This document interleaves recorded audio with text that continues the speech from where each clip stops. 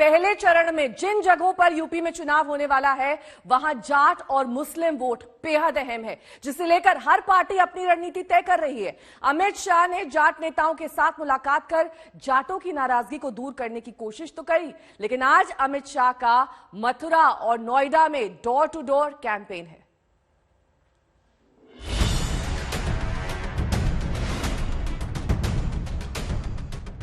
क्या जाटलैंड के नतीजे ही तय करने वाले हैं यूपी का चुनावी भविष्य? बीजेपी की चुनावी रणनीति के चाणक्य कहे जाने वाले अमित शाह के घर दिल्ली में कल जब जाट नेताओं की पंचायत बैठी तो साफ हो गया कि पश्चिमी उत्तर प्रदेश में लड़ाई इस बार घनघोर है और दांव पर है बीजेपी की साख। लेकिन सांसद परवेश वर्मा के घर अमित शाह के साथ बैठक के बाद जब जाट बिरादरी के नेता बाहर निकले और उन्होंने जो कुछ कहा वो जाटलैंड को लेकर बीजेपी की चिंता थोड़ी कम कर सकती है। बिल्कुल भाजपा का साथ देंगे। 2022 में पूरी भाजपा सरकार आएगी। और जाट आज यहाँ से संकल्प लेकर जा रहे, जो सभी आरएलडी के भी थे, आज उन्होंने मन परिवर्तन कर लिया कि बिल्कुल सफाया कर देंगे सिर्फ बीजेपी। दरअसल पश्चिम उत्तर प्रदेश में जयंत चौधरी को इस बार बीजेपी की चुनावी संभावनाओं के लिए खतरा बताया जा रहा है। किसानों और जाटों की नाराजगी की खबरें भी बीजेपी को परेशान कर रही हैं। ऐसे में जाटों को मनाने के लिए शाह को खुद सक्रिय होना पड़ा। जाट समाज एक राष्ट्रभक्त कौम है और राष्ट्रभक्त सदा उन राष्ट्रभक्तों को नमन करती है जो देश को भी एक राष्ट्रभक्ति के मार्ग पर ले जाकर चलते हैं। अमित शाह जी ने, माननीय प्रधानमंत्री जी ने इतने अच्छे काम किए हुए हैं और आज हमने उनका एक नया नामकरण कर दिया, चौधरी अमित शाह।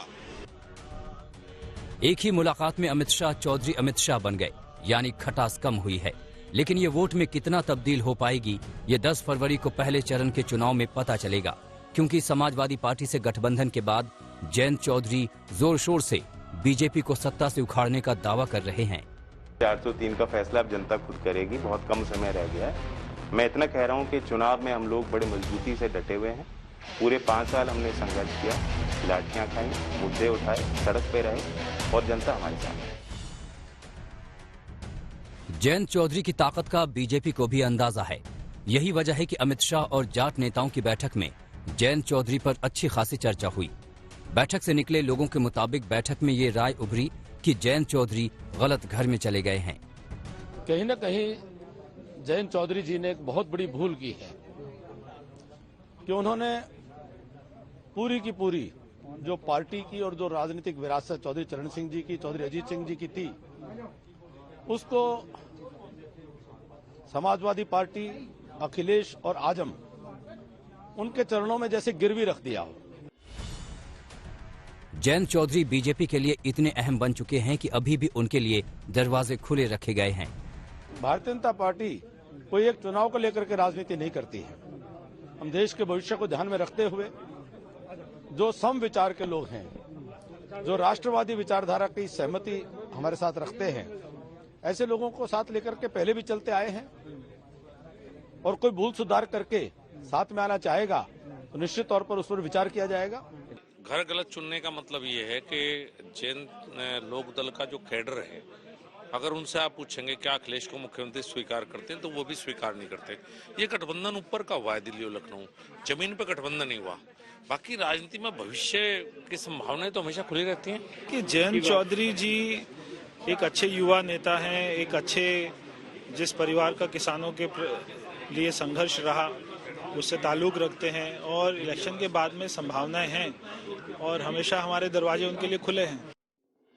लेकिन जयंत चौधरी ने ये न्योता ठुकरा दिया है। उन्होंने ट्वीट किया, न्योता मुझे नहीं, उन 700 किसान परिवारों को दो जिनके घर आपने उजाड़ दिए।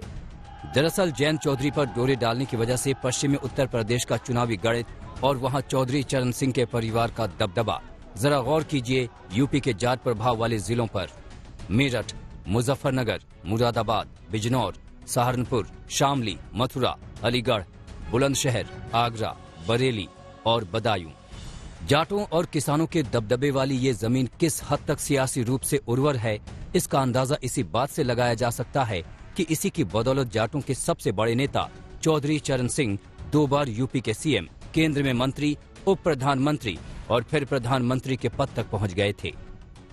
हालांकि पिछले चुनाव में बीजेपी यहां के समीकरणों को साध चुकी है, लेकिन इस बार लड़ाई कुछ अलग बताई जा रही है। इसी से बीजेपी को चिंता है। इसी चिंता को दूर करने के लिए आज अमित शाह मथुरा भी जा रहे हैं। सुबह 11:30 बजे वो वृंदावन में बांके बिहारी मंदिर में दर्शन करेंगे। दोपहर 1:15 बजे मथुरा में वोटरों से बातचीत करेंगे। घर घर संपर्क अभियान में शामिल होंगे। उसके बाद 4:15 बजे ग्रेटर नोएडा में मतदाताओं से बातचीत में हिस्सा लेंगे। शाह के अलावा आज राजनाथ सिंह भी बागपत में पंचायत करेंगे और गाजियाबाद में द्वार द्वार संपर्क अभियान। साफ है, पश्चिमी यूपी में इस बार लड़ाई जोरदार है। दिल्ली से हिमांशु मिश्रा के साथ आज तक ब्यूरो।